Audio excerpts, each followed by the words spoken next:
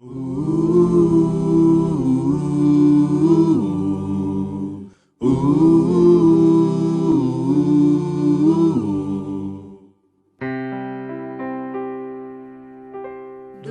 teu falar,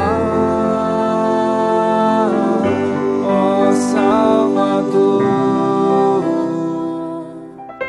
jamais vou duvidar. Alimento Diário, série Nossa Missão, a edificação do corpo de Cristo. Título do volume 6, Deus é Amor. Autor, Pedro Dong. Título da semana 3, Encher-se do Espírito. Terça-feira, ler com oração, João capítulo 14, versículo 6. Respondeu-lhe Jesus: Eu sou o caminho, e a verdade e a vida. Ninguém vem ao Pai senão por mim. Dispensadores da graça. Como vimos, o rio da vida, que é o espírito da realidade, traz-nos vida, graça e verdade para cumprirmos a obra do Senhor. Deus era como um manancial profundo, inacessível, mas o Filho, ao se encarnar, tornou-se a fonte que manifestou tal manancial. Enquanto esteve na terra, de sua boca fluía graça, mas para nos redimir do pecado, foi necessária sua morte. Realmente temos de dar glória a Deus por sua sabedoria, porque pela ressurreição o Filho tornou-se o Espírito que dá vida. O rio da vida está fluindo como o Espírito para nos alcançar e transformar em um canal da graça. No capítulo 2 de Atos, Pedro foi movido pelo Senhor para pregar aos judeus, surgindo assim a igreja em Jerusalém, versículo 14. Posteriormente, com o mesmo poder e autoridade, Pedro pregou aos gentios na casa de Cornélio, capítulo 10, versículos 22, 44 e 45. E assim formou-se o corpo de Cristo na terra. Como já vimos, o corpo, para manter-se vivo, necessita do suprimento da graça.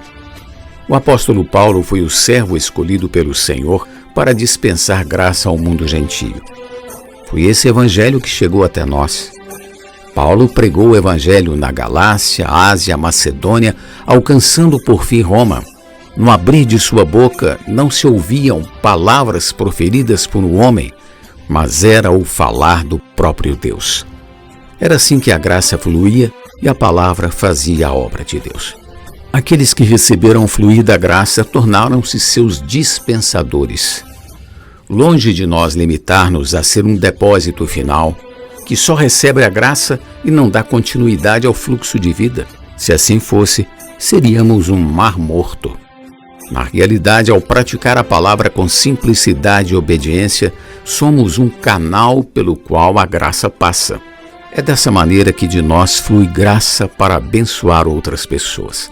Ao permitir que a graça flua, amadurecemos e promovemos a edificação da igreja.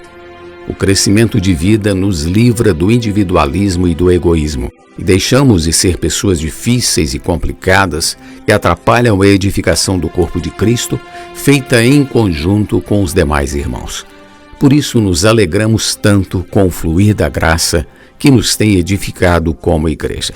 O fluir da graça, ao trazer a realidade para a nossa vida, promove a edificação da igreja como o novo homem coletivo, criado segundo Deus em justiça e santidade procedentes da verdade. Antes, nós como pessoas caídas, praticávamos injustiça. Também estávamos destituídos da santidade de Deus e nossa vida era repleta de impurezas. Lamentavelmente vivíamos em um poço de falsidade e ilusão. Mas Cristo é a única verdade do universo. E não precisamos ir atrás de ideologias pós-modernas.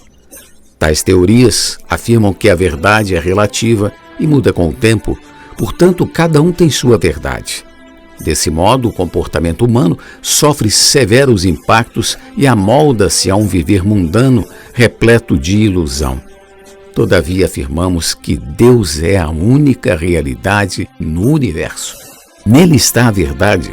Por isso, Deus nos tem enchido de sua realidade e então, como um novo homem, deixamos toda mentira e impureza, falando somente a verdade uns com os outros.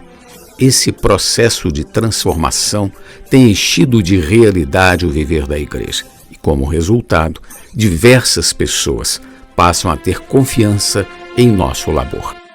Uma amostra do que estamos falando é o testemunho de um de nossos colportores. Nosso amado irmão, quando praticava colportagem, o trabalho não fluía. Ele então chamou o líder da equipe para orar. Após a oração, o irmão orientou a ir a outro lugar. Ele seguiu a orientação e, ao encontrar uma pessoa, perguntou-lhe: "Posso orar por você?" Recebendo a permissão, orou e abençoou essa pessoa, que quis saber sobre o trabalho realizado por ele.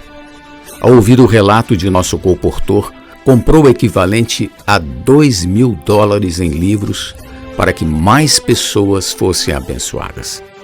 Até aí já estaríamos muito gratos por essa obra do Espírito Santo. Todavia, a pessoa também questionou sobre a vida pessoal e os sonhos do jovem. Ele respondeu que estava noivo e planejava casar-se.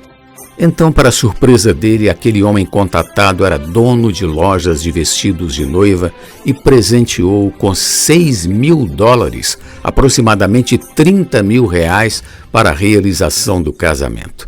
Tudo isso aconteceu, amados irmãos, porque nossos colportores são puros de coração. Eles não realizam o seu trabalho por dinheiro, mas para abençoar as pessoas. Deus então também se lembra deles.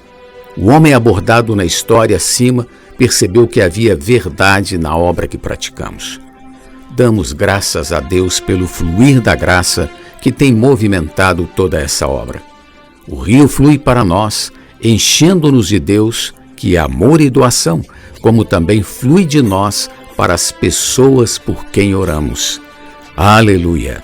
Jesus é o Senhor. Pergunta de hoje: o que você pode fazer para o progresso da obra do Senhor em sua cidade? Do teu falar, ó Salvador, jamais vou duvidar, é encorajador, fiel me faz andar, faz tua glória ver, o mal vem derrotar. Fiel me faz andar, faz tua glória ver, o mal vem derrotar.